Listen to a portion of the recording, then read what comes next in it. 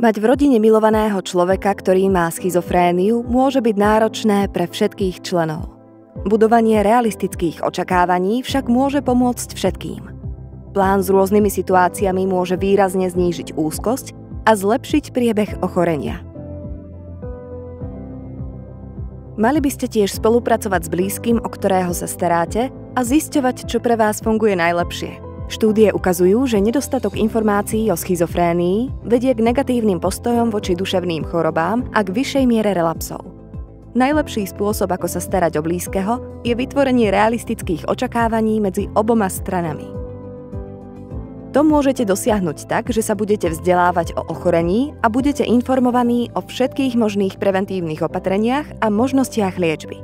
Vypracujte si akčný plán s jasnými záväzkami. Zamerajte sa na hľadanie riešení problémov, s ktorými sa stretávate. Venujte sa opatreniam, ktoré môžu odvrátiť najhorší scenár a podporiť ten najlepší.